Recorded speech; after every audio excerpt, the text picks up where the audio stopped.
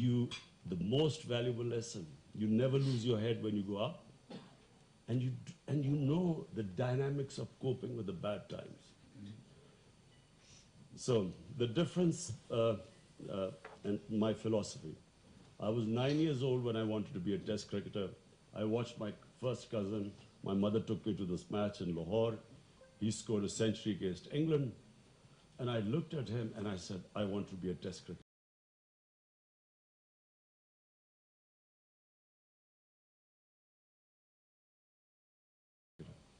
And it never occurred to me that I would never become a test cricketer. I always thought it was a matter of time. I never realized the struggle I had to go through. Similarly, when my mother died of cancer, I didn't realize there's not a cancer hospital in Pakistan. And then I realized that, I could take my mother out for cancer treatment. What happened to the 95% of the people in the country? So that's when I decided I would build a cancer hospital. I have to confess, I was never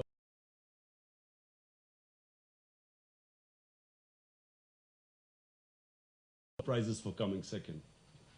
You do not have compassion for the losers. So it was actually watching that pain that I decided, watching my mother suffer, I decided I wanted to build this hospital. And I'd never realized how difficult it would be.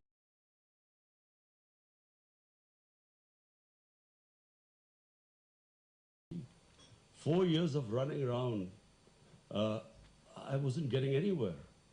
And then Mr. Razak Daud is sitting here. He was on the board.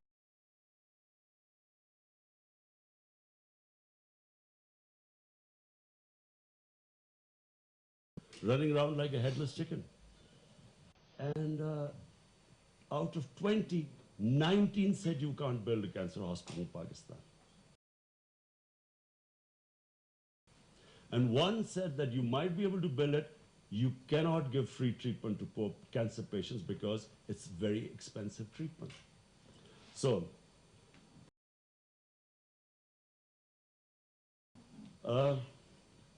my dream was to build a hospital. And so what I went through, the things I had to do was built in 700 million rupees. The annual loss the hospital suffers for treating 75% of the cancer patients free, which was my dream. It wasn't just the dream of building a hospital.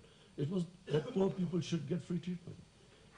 The annual loss is 10 billion rupees. Hospital bill for 700 million, annual loss is 10 billion. So every year. And then I decided to go to politics. Everyone laughed at me. There's no precedence of, in a two-party system, a third party coming through. There's no precedent. Look at England.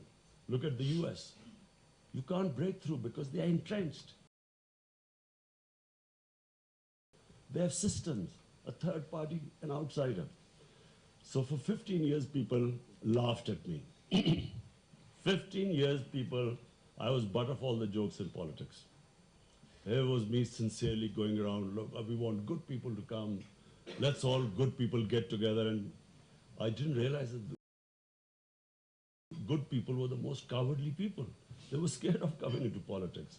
So anyway, the thing is,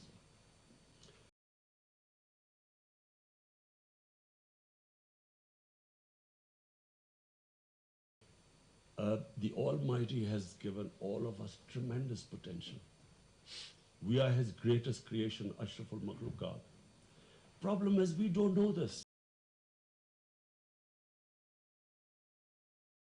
We only achieve that potential if we have these big dreams. And whatever the human mind can picture,